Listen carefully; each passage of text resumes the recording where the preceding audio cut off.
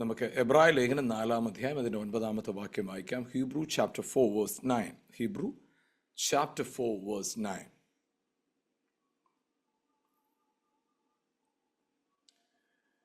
ദൈവജനത്തിന് ഒരു ശബത്തനുഭവം ശേഷിച്ചിരിക്കുന്നു. അവിടെ വചനം പറയുന്നത് ദൈവജനത്തിന് ഒരു ശബത്തനുഭവം ശേഷിച്ചിരിക്കുന്നു, അല്ലേ?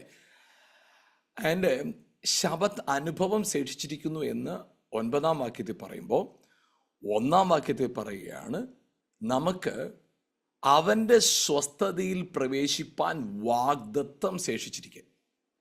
അപ്പം ഈ രണ്ട് കാര്യങ്ങൾ നിങ്ങളത് അത് വ്യക്തമായിട്ട് മനസ്സിലാക്കണം. ആ രണ്ട് വാക്യങ്ങൾ അത് അവിടെ രണ്ട് ശേഷിപ്പുകളെ കുറിച്ച് പറയുകയാണ്. വേഴ്സ് 4 ചാപ്റ്റർ 4 വേഴ്സ് 9 പറയുന്നത് എന്ത്? ഒരു ശബത്തനുഭവം ശേഷിച്ചിരിക്കുന്നു. 1-ാം വാക്യത്തിൽ പറയുന്നത് വാഗ്ദത്തം ശേഷിച്ചിരിക്കുന്നു. ഹല്ലേലൂയ. രണ്ട് കാര്യങ്ങളാണ് അവിടെ എടുത്തു പറയുന്നത്. ഒന്നാമത് പറയുന്നത് ശബത്ത് അനുഭവം ശേഷിച്ചിരിക്കുന്നു, ഒരിടത്ത് പറയുന്നത് വാഗ്ദത്തം എന്താണ് ശേഷിക്കുക എന്ന് പറഞ്ഞാൽ എന്താണ് ശേഷിപ്പ് എന്ന് പറയുന്നത്? റിമെയിൻസ് എന്താണ് നമ്മൾ പറയുന്നത്? നമ്മൾ ഒരു ഉദാഹരണം പറഞ്ഞാൽ 1000 രൂപ എൻ്റെ കയ്യിൽ തന്നു, 800 ചെലവാക്കി 200 രൂപ ശേഷിപ്പുണ്ട് എന്ന് പറഞ്ഞാൽ അത് ശേഷിച്ചിരിക്കുന്നു എന്ന് പറഞ്ഞു. ഒരു കാര്യം ശേഷിച്ചിരിക്കുന്നു എന്ന് പറഞ്ഞാൽ എൻ്റെ അർത്ഥം ഇതാണ്, ആ പർപ്പസിന് വേണ്ടി തന്നെ ഉള്ളതാണ്. അത് അവിടെ മിച്ചമിരിക്കുമ്പോഴാണ് ശേഷിച്ചു എന്ന് പറയുന്നത്. അപ്പം റിമെയിൻസ്, അപ്പം പ്രോമിസ് റിമെയിൻസ്, റെസ്റ്റ് റിമെയിൻസ്. അപ്പോൾ റെസ്റ്റ് എന്ന് പറയുമ്പോൾ നമ്മളിൽ ആർക്കാന്ന് റെസ്റ്റ് ഉള്ള? ഒരു മനുഷ്യന്റെ കാര്യം പറ, റെസ്റ്റ് ഉള്ള ആരെങ്കിലും ഉണ്ടോ ഈ കൂടെ? എപ്പോഴും എന്തെങ്കിലും ചിന്തിക്കാനില്ലേ? ഇല്ലേ? അപ്പം നമ്മുടെ ശരീരം എപ്പോഴും പ്രവർത്തിച്ചുകൊണ്ടിരിക്കുന്നില്ലേ? 24 hours ശരീരം പ്രവർത്തിക്കുക. അപ്പം നിങ്ങൾ ഓർത്തേക്കുക, അപ്പം ഞങ്ങൾ രാത്രി കിടന്ന് ഉറങ്ങുമ്പോഴും നിങ്ങളുടെ ഹൃദയം വർക്ക് ചെയ്തുകൊണ്ടിരിക്കുക. ഹൃദയം പണി മുടക്കിയ വിവരം അറിയും. നിങ്ങളുടെ കിഡ്നി പ്രവർത്തിച്ചുകൊണ്ടിരിക്കുക, നമ്മുടെ ബ്രെയിൻ വർക്ക് ചെയ്തുകൊണ്ടിരിക്കുക. നമ്മുടെ ബോഡി ഈസ് ഫോർ വർക്ക്. നമ്മുടെ ശരീരം ഇങ്ങനെ വർക്ക് ചെയ്തുകൊണ്ടിരിക്കും. മനസ്സ് എപ്പോഴും ഇങ്ങനെ ചിന്തിച്ചുകൊണ്ടിരിക്കും, പറന്നുകൊണ്ടിരിക്കും. പക്ഷെ ആത്മാവ് ഓൾവേസ് ഇൻ റെസ്റ്റ്. അപ്പൊ നമ്മുടെ ജീവിതത്തിനകത്ത് റെസ്റ്റിലേക്ക് വരണമെങ്കിൽ എന്താണെന്നറിയാവോ? നമ്മൾ ആത്മാവിലാകണം. When you are in spirit there is rest. അപ്പൊ നമ്മുടെ ജീവിതത്തിനകത്ത് റെസ്റ്റിനെ കളയുന്ന പല കാര്യങ്ങളുണ്ട്.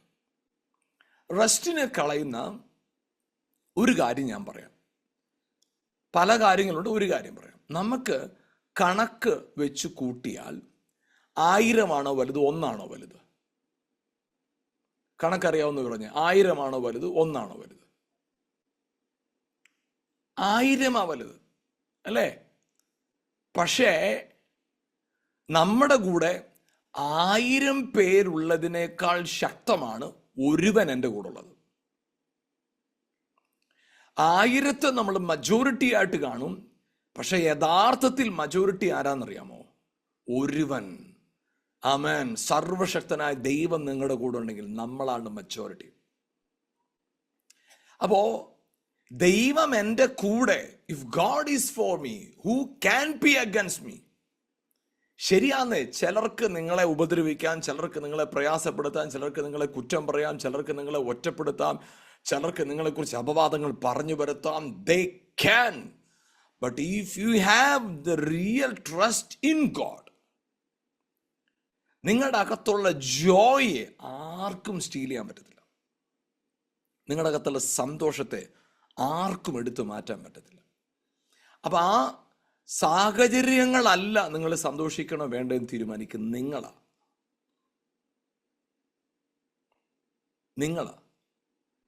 അപ്പൊ ഈ ശബത്ത് അനുഭവം ശേഷിച്ചിരിക്കുന്നു. ശബത്ത് അനുഭവം ശേഷിച്ചിരിക്കുന്നു. വാഗ്ദത്തം ശേഷിച്ചിരിക്കുന്നു. എന്താണ് ഈ ശബത്ത്? ശബത്ത് എന്ന് പറയുമ്പോൾ നമുക്ക് ഒരു വാക്യം വായിക്കാം, പെട്ടെന്ന് വായിച്ചാൽ നല്ലതായിരുന്നു. പുറപ്പാട് പുസ്തകം 20-ാം അധ്യായത്തിന്റെ 8 മുതൽ 11 വരെയുള്ള വാക്യങ്ങൾ. പുറപ്പാട് പുസ്തകം അതിന് 20-ാം അധ്യായം 8 മുതൽ 11 വരെയുള്ള വാക്യങ്ങൾ. കുറച്ചധികം വാക്യമുള്ളൂ, വേഗം വായിച്ചാൽ നല്ലതായിരുന്നു. ശബത്ത് നാളിനെ ശുദ്ധീകരിപ്പാൻ ഓർക്ക. 6 ദിവസം അധ്വാനിച്ചു നിന്റെ വേലയൊക്കെയും ചെയ്യുക. 7-ാം ദിവസം നിന്റെ ദൈവമായ യഹോവയുടെ ശബത്താകുന്നു. അന്ന് നീയും നിന്റെ പുത്രനും പുത്രിയും നിന്റെ വേലക്കാരനും വേലക്കാരത്തിയും നിന്റെ കന്നുകാലികളും നിന്റെ പടിവാതിൽക്കൽക്കകത്തുള്ള പരദേശിയും ഒരു വേലയും ചെയ്യരുത്.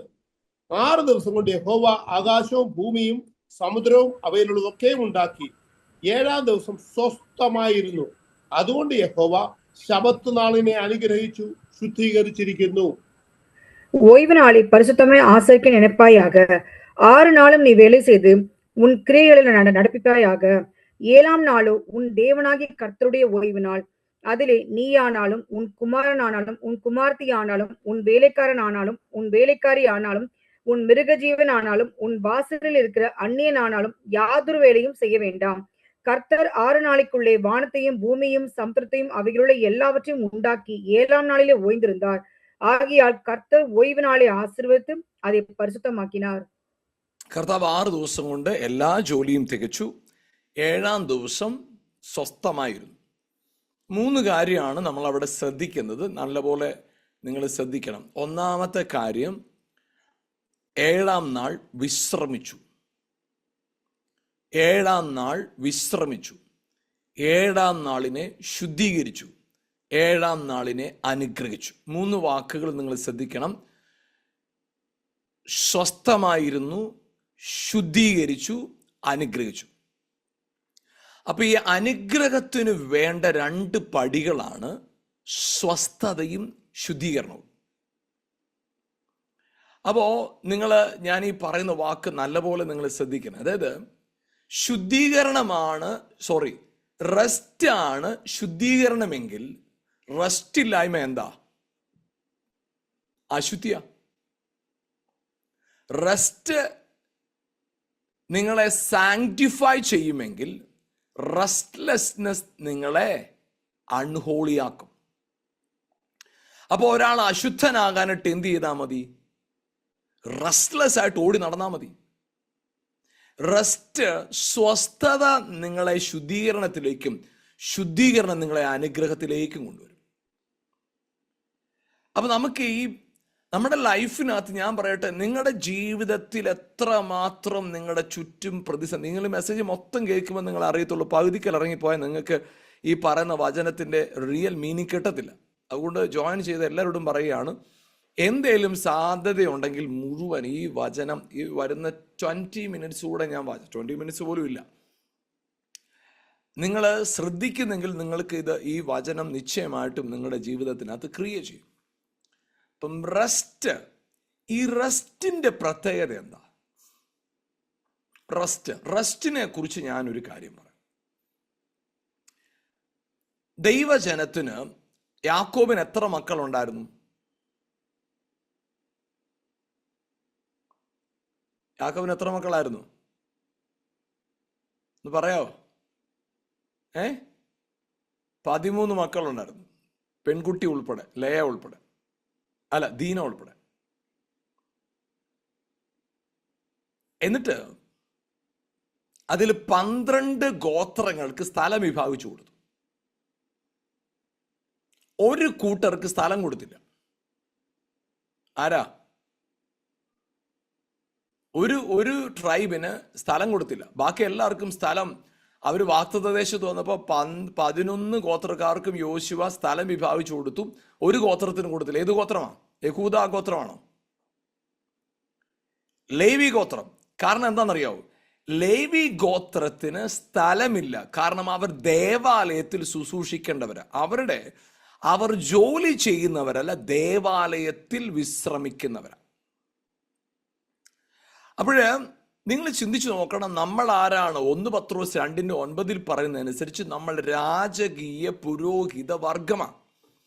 അപ്പൊ രാജകീയ പുരോഹിത വർഗത്തിന് അധ്വാനത്തിനല്ല നമ്മളെ വിളിച്ചിരിക്കുന്നത്, റെസ്റ്റിന്. അപ്പൊ നിങ്ങൾ ഒരിക്കലും തെറ്റിദ്ധരിക്കരുത്. കർത്താവ് പറഞ്ഞു നമ്മൾ ജോലിയൊന്നും ചെയ്യേണ്ട എന്നും പറഞ്ഞ് നാളെ അച്ചായൻ എഴുന്നേറ്റ് പറയുകയാണ്, ഞാൻ നാളെ ജോലിക്ക് പോകുന്നില്ല, അച്ഛൻ ഇന്നലെ റെസ്റ്റ് എടുക്കാൻ പറഞ്ഞു, റെസ്റ്റ് എടുത്താൽ അനുഗ്രഹം വരുമെന്ന് പറഞ്ഞു. ജോലിക്ക് പോകാതിരുന്നിട്ട് പിന്നെ വീട്ടിൽ കലഹം ഉണ്ടാക്കരുത്. നിങ്ങളിത് മൊത്തം കേൾക്കണം. അതായത് പഴയ നിയമത്തിലെ ശബത്ത് എന്ന് പറയുന്നത് ശരീരത്തിന്റെ വിശ്രമമാണ് 6-ാം ദിവസം. പുതിയ നിയമത്തിന്റെ ശബത്ത് എന്ന് പറയുന്നത് മനസ്സിന്റെ സ്വസ്ഥതയാണ്. കാരണം പഴയ നിയമത്തിലെ പാപം പ്രവൃത്തിയ, പുതിയ നിയമത്തിലെ പാപം പ്രവൃത്തിയല്ല. ഒരു സ്ത്രീയെ മോഹിക്കേണ്ടതിന് നോക്കിയാൽ അവിടെ പ്രവൃത്തി നടന്നു കഴിഞ്ഞു. അപ്പോൾ അവിടെ പഴയ നിയമത്തിന്റെ പാപം പ്രവൃത്തിയാണ്, പുതിയ നിയമത്തിന്റെ പാപം പ്രവൃത്തിയല്ല, ചിന്തയാണ്. അപ്പൊ അതുകൊണ്ട് തന്നെ പഴയ നിയമത്തിൽ പാപം ചെയ്തവനെ കൊന്നുകളഞ്ഞപ്പോ പുതിയ നിയമത്തിൽ പാപം ചെയ്തവനെയല്ല, പാപം ചെയ്തവന്റെ ഉള്ളിലെ പാപത്തെ കൊന്നുകളഞ്ഞു. അവൻ മരിച്ചില്ല, അവന്റെ അകത്തുള്ള പാപ സ്വഭാവത്തെ എടുത്തു കളഞ്ഞു. നിങ്ങളുടെ ജീവിതം അനുഗ്രഹമായി തീരണമെങ്കിൽ നിങ്ങൾ ഒരു കാര്യം, ഈ 2 വ്യത്യാസ കാര്യങ്ങളെ നിങ്ങൾ മനസ്സിലാക്കണം. എന്താണ് പഴയ നിയമവും പുതിയ നിയമവും തമ്മിലുള്ള പ്രധാനപ്പെട്ട അന്തരം? പഴയ നിയമത്തിൽ നമ്മൾ കാണുമ്പോൾ ഒരുവൻ പാപം ചെയ്യണം പാപിയാകണമെങ്കിൽ, പുതിയ നിയമത്തിൽ പാപം ചെയ്യേണ്ട പാപിയാകാൻ പാപത്തെ ചിന്തിച്ചാൽ മതി. അപ്പൊ അവിടെ ശബത്ത് എന്ന് പറയുന്നത് പഴയ നിയമത്തിൽ ശരീരത്തിന്റെ സ്വസ്ഥതയാണ്. പുതിയ നിയമത്തിൽ ശരീരത്തിന്റെ സ്വസ്ഥതയല്ല, മനസ്സിനകത്തു വരുന്ന സ്വസ്ഥതയാണ്. അപ്പൊ ഇതിനകത്തൊരു വളരെ പ്രധാനപ്പെട്ട ഒരു കാര്യം പറയാം. പഴയ നിയമത്തിൽ ജീവിക്കുന്നവർ കുറച്ച് ജോലി ചെയ്യും, ഒരുപാട് ചിന്തിക്കും.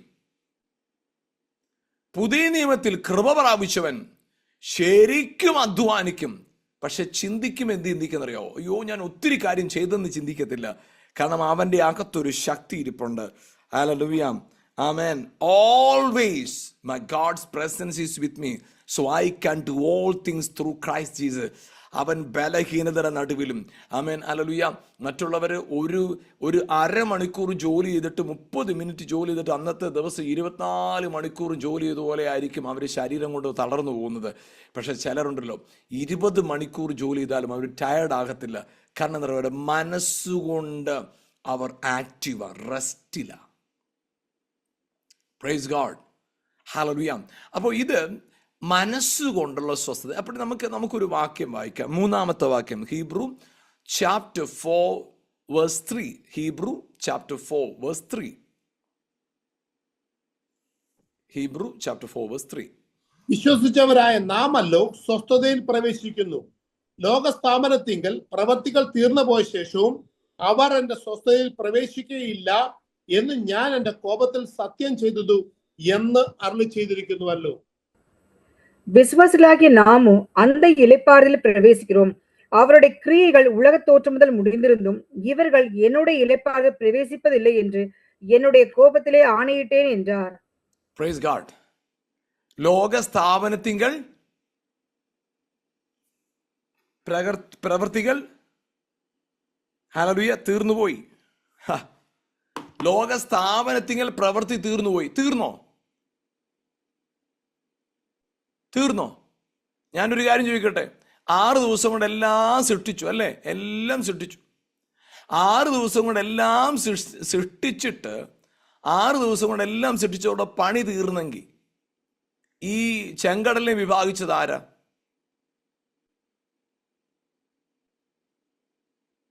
ദൈവജനത്തെ മിസ്രൈമിൽ നിന്ന് വിടുവിച്ചത് ആരാ?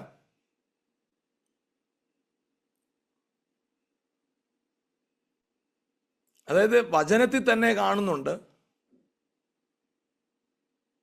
ഗിദിയോൻ അവിടെ ചെന്നപ്പോൾ കർത്താവ് ആ മിദ്യാന്യ പാളയത്തിൽ ഒരു വലിയ മുഴക്കം കേൾപ്പിച്ചു. ദൈവം കേൾപ്പിച്ചെന്നാ പറയുന്നത്. കർത്താവ് വലിയ കിഴക്കൻ കാറ്റടിപ്പിച്ചു എന്നാ പറയുന്നത്.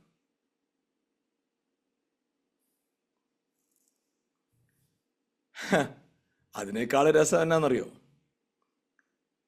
പുറപ്പാട് 14:13 എഴുതിയിരിക്കുകയാണ്, നിങ്ങൾ മിണ്ടാതിരിപ്പിന് യഹോവ യുദ്ധം ചെയ്യുമെന്ന് നിങ്ങൾക്ക് വേണ്ടി.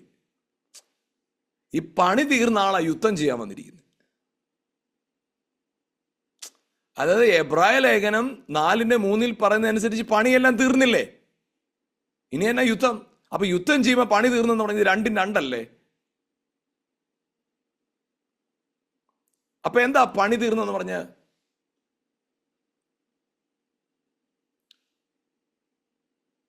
അതായത് ലോകസ്ഥാപനത്തിങ്കൽ പ്രവർത്തികൾ പൂർത്തിയായി. ആ വാക്യം വായിച്ചിട്ട് 1-ാം വാക്യത്തിലേക്കും കൂടെ നിങ്ങൾ പോകണം. അവിടെ എഴുതിയിരിക്കുന്നത് അവന്റെ സ്വസ്ഥതയിൽ പ്രവേശിപ്പാൻ വാഗ്ദത്തം ശേഷിച്ചിരിക്കെ. അവന്റെ സ്വസ്ഥത എന്താണ്? ഒന്ന് പറഞ്ഞേ. അവന്റെ സ്വസ്ഥത. ആരുടെ സ്വസ്ഥത? അവന്റെ സ്വസ്ഥത.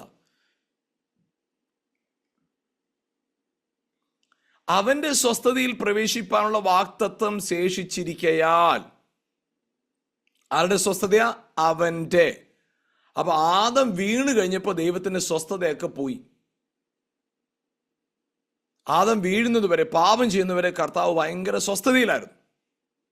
അങ്ങനെ എല്ലാ ദിവസവും വൈകിട്ട് വരും ഇവരുടെ അടുത്ത് വർത്തമാനമൊക്കെ പറഞ്ഞ് ചായയും കാപ്പിയൊക്കെ കുടിച്ച് അങ്ങ് പോവായിരുന്നു. പക്ഷെ ഈ ആദം പാപം ചെയ്തപ്പോൾ മുതൽ കർത്താവിനുള്ള സ്വസ്ഥതയൊക്കെ അങ്ങ് പോയി. പിന്നെ ഇവനെ രക്ഷിക്കാൻ വേണ്ടിയുള്ള പ്രവർത്തനം ആണോ? ഒന്ന് വായിച്ചേ. വെളിപ്പാട് പുസ്തകം 13-ാം അധ്യായം 8-ാം വാക്യം. Revelation chapter 13 verse 8. Revelation 13:8.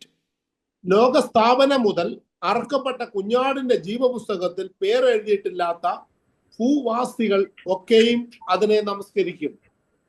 உலகத்தோற்றம் முதல் அடிக்கப்பட்ட ஆட்டுக்குட்டியினுடைய ஜீவ புஸ்தகத்தில் பேர் எழுதப்பட்டிராத பூமியின் குடிகள் யாவரும் அதை வணங்குவார்கள். ലോകസ്ഥാപനം മുതൽ, ആദമിനെ സൃഷ്ടിച്ചു കഴിഞ്ഞപ്പോഴല്ല. അപ്പൊ യേശു എപ്പോഴാണ് അടിക്കപ്പെട്ടെ? ആദമിനെ സൃഷ്ടിക്കുന്നതിന് മുമ്പേ ആദമിന് വേണ്ടി യേശു അടിക്കപ്പെട്ടു. ചിന്തിച്ചു നോക്കിക്കേ. അപ്പൊ പിതാവ് അവന്റെ സ്വസ്ഥത എന്തുകൊണ്ടാണെന്നറിയാമോ? പിതാവ് സ്വസ്ഥമായിട്ടിരിക്കുന്നത്. ആദാമേ, നീ എന്തെല്ലാം കുരുത്തക്കേട് കാണിച്ചാലും നിനക്ക് വേണ്ടി മുൻപേ തന്നെ യേശു അടിക്കപ്പെട്ടടാ. നിനക്ക് വേണ്ടി ആദാമേ തലമുറയ്ക്ക് വേണ്ടി ലോകസ്ഥാപനത്തിനു മുമ്പേ യേശു അടിക്കപ്പെട്ടത് കൊണ്ട് പിതാവിന് റെസ്റ്റാ. കാരണം എന്താണെന്നറിയാം? ഇവൻ എന്തെല്ലാം കുരുത്തക്കേട് കാണിച്ചാലും ആമേൻ ഒരു റെസ്റ്റ് വരുന്നുണ്ട്. ആമേൻ ഒരു ശുദ്ധീകരണത്തിന് പൂർത്തീകരണം വരുന്നുണ്ട്. ഹല്ലേലൂയ. യേശുവിന്റെ ക്രൂശിലെ മരണം എന്ന് പറയുന്നത് ഹല്ലേലൂയ ലോകസ്ഥാപനത്തിനുമ്പേ അറുക്കപ്പെട്ട കുഞ്ഞാടിന്റെ പ്രദർശനമായിരുന്നു. അതായത് manifestation of the hidden sacrifice which done before the foundation of the earth. ലോകസ്ഥാപനത്തിനു മുമ്പേ നടന്ന യാഗത്തിന്റെ പ്രദർശനമായിരുന്നു യേശുവിന്റെ ക്രൂശിലെ മരണം. ആമേൻ. അപ്പൊ യേശു എപ്പോ അടിക്കപ്പെട്ടെന്ന വചനത്തിൽ ഇതിരിക്കുന്നത്? ലോക സ്ഥാപനത്തിന് മുമ്പ് മുതൽ. അപ്പൊ അങ്ങനെയാണെങ്കിൽ ഒരു വേറൊരു പ്രത്യേകത നിങ്ങൾ വായിക്കണം. എഫേസ്യർ 1:4 വായിച്ചേ. എഫേസ്യർ 1:4.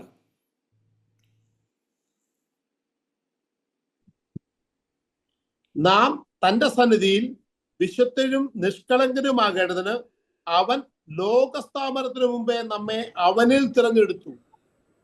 தமக்கு முன்பாக நாம் அன்பில் பரிசுத்தம் உள்ளவர்களும் குற்றமுள்ளவரும் இருப்பதற்கு அவர் உலகத் தோற்றத்துக்கு முன்னே கிறிஸ்துவுக்குள் நம்மை தெரிந்து கொண்டபடியே. അതായത് ഈ ലോകസ്ഥാപനത്തിങ്കിൽ, അതായത് എബ്രായർ 1:4-3 നിങ്ങൾ വായിച്ചിട്ട് കൺഫ്യൂഷൻ ഒന്നും വേണ്ട. ലോകസ്ഥാപനത്തിനു മുമ്പേ പ്രവർത്തി തീർന്നു. നിങ്ങളും ഞാനും ഈ വൈകിട്ട് വന്ന് ഇങ്ങനെ വന്ന് ഇരിക്കുമ്പോൾ ഉണ്ടല്ലോ, നിങ്ങളും ഞാനും ഇങ്ങനെ വന്ന് വചനം കേൾക്കാനായിട്ട് ലോകസ്ഥാപനത്തിന് മുമ്പേ നിങ്ങളെയും എന്നെയും അവനിൽ തെരഞ്ഞെടുത്തു. അപ്പൊ തെരഞ്ഞെടുത്തുന്ന ഇനി പണി കഴിഞ്ഞു, പണി പൂർത്തിയായി. അവന്റെ സ്വസ്ഥത, പിതാവിന്റെ സ്വസ്ഥത എന്നാന്നറിയാമോ? യേശു വില കൊടുത്തു, അതുകൊണ്ട് പിതാവ് റെസ്റ്റാ. നമ്മളെ വിളിച്ച എന്താ? അവന്റെ റെസ്റ്റിൽ പ്രവേശിക്കാനട്ടാ. എന്ന് പറഞ്ഞാൽ എന്താ? യേശു എനിക്ക് വേണ്ടി മരിച്ചു, ഞാൻ റെസ്റ്റില്ല. നിങ്ങൾക്ക് കിട്ടിയില്ല, നിങ്ങൾക്ക് മനസ്സിലായില്ല.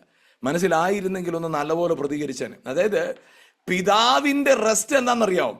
ആമേൻ. ആദമിനെ സൃഷ്ടിക്കുന്നതിന് മുമ്പ്, ആദം പാപം ചെയ്യുന്നതിന് മുമ്പ് ആദമിന് വേണ്ടി കുഞ്ഞാട് അടിക്കപ്പെട്ടു. അവന്റെ സ്വസ്ഥതയിലാണ് നമ്മൾ പ്രവേശിക്കുന്നത്. ഏത് സ്വസ്ഥതയാ? എന്റെ ജയത്തിന്, എന്റെ സൗഖ്യത്തിന്, എന്റെ വിടുതലിന്, എന്റെ ജയത്തിന് വേണ്ടി ഞാൻ ജനിക്കുന്നതിന് മുമ്പേ യേശു മരിച്ചു. ആദാം ജനിക്കുന്നതിന് മുമ്പേ ആദമിന്റെ പാപത്തിന് ആമേൻ ലോക സ്ഥാപനം മുതൽ കുഞ്ഞാട് അറുക്കപ്പെട്ടുവെങ്കിൽ ഞാൻ ജനിക്കുന്നതിന് മുമ്പേ എന്റെ പാപത്തിനു വേണ്ടി യേശു അടിക്കപ്പെട്ടു. അതുകൊണ്ട് എന്റെ അകത്ത് ഭാരപ്പെടാനൊന്നുമില്ല. ഇന്ന് രാത്രി ഞാൻ പറയട്ടെ, നിങ്ങളുടെ ജീവിതത്തിനകത്ത് നിങ്ങളൊരു പരാജയമാണോ? നിങ്ങളുടെ കുടുംബജീവിതത്തിൽ നിങ്ങളൊരു പരാജയമാണോ? നിങ്ങളുടെ പഠനത്തിൽ നിങ്ങളൊരു പരാജയമാണോ? നിങ്ങളുടെ ബിസിനസ്സിൽ നിങ്ങളൊരു പരാജയമാണോ? നിങ്ങളുടെ വിദ്യാഭ്യാസത്തിൽ നിങ്ങളൊരു പരാജയമാണോ? നിങ്ങളൊരു അത്ഭുതം പ്രതീക്ഷിച്ചിരിക്കുന്നവരാണോ? നിങ്ങൾ തകർന്ന് തരിപ്പണമായി കിടക്കുന്നവരാണോ? കുടുംബജീവിതം തകർന്നവരാണോ?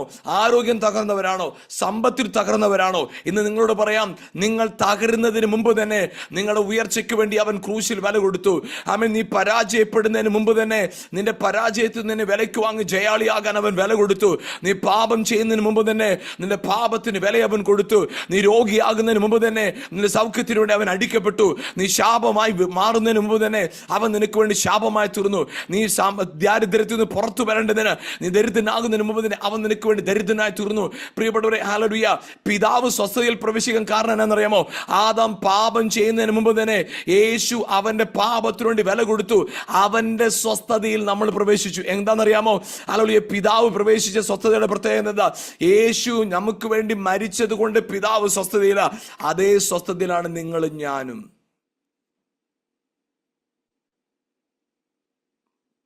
നിങ്ങൾ ഏത് വിഷയത്തിലാണ് തകർന്നിരിക്കുന്നത്?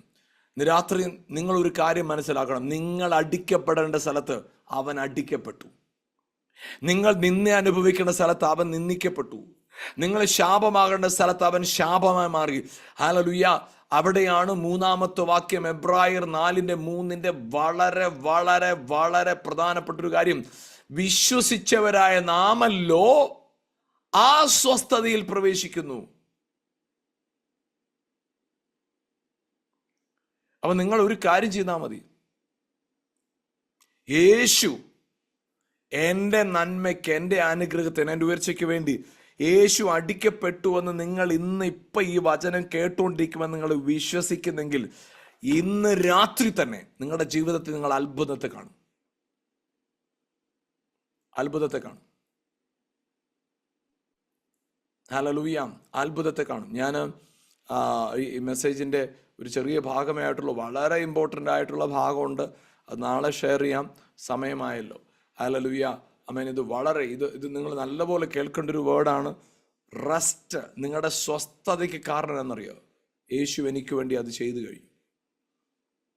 യേശു എനിക്ക് വേണ്ടി അത് ചെയ്തു കഴിഞ്ഞു. So I am in rest. കാരണം എനിക്കറിയാം, ഹല്ലേലൂയ, യേശു, ആമേൻ, യേശു ക്രിസ്തു ലോകസ്ഥാപനത്തിനുമേ എൻ്റെ പാപത്തിനു വേണ്ടി അടിക്കപ്പെട്ടു. ലോകസ്ഥാപനത്തിനുമേ എന്നെ ക്രിസ്തുവിൽ തെരഞ്ഞെടുത്തു. പക്ഷെ ഇതെല്ലാം സംഭവിച്ചെങ്കിലും ആമേൻ 2026 വർഷങ്ങൾക്ക് മുമ്പാണ് ലോകസ്ഥാപനത്തിനുമേ യേശു മരിച്ചതിൻ്റെ പ്രദർശനമുണ്ടായത്. അതേ പ്രിയപ്പെട്ടവരെ, ഹല്ലേലൂയ, നമ്മുടെ ജീവിതത്തിനകത്ത് ചില കാര്യങ്ങളെ ഹല്ലേലൂയ തെറ്റായിട്ട് തോന്നിയേക്കാം. നിങ്ങൾ ചിന്തിച്ചു നോക്കുകയും, ദൈവം പറഞ്ഞു, ഹല്ലേലൂയ, ഉൽപ്പത്തി പുസ്തകം 2-ാം വാക്യത്തിൽ യേശു പറഞ്ഞു, ആ പിതാവായ ദൈവം പറഞ്ഞു, ഈ പഴം തിന്നുന്ന നാളിൽ നീ മരിക്കും, അല്ലേ? പക്ഷേ ഉൽപ്പത്തി 3:4 പിശാച് പറഞ്ഞു, നീ മരിക്കയില്ല നിശ്ചയം. പഴം തിന്നു കഴിഞ്ഞ് എന്താ സംഭവിച്ചത്? മരിച്ചായിരുന്നു.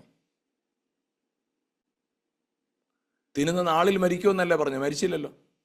അപ്പൊ പിന്നെ അങ്ങനെയാണെങ്കിൽ മരിക്കയില്ല നിശ്ചയം എന്ന് പറഞ്ഞ് പിശാച് പറഞ്ഞതാണോ നിറവേറിയത്?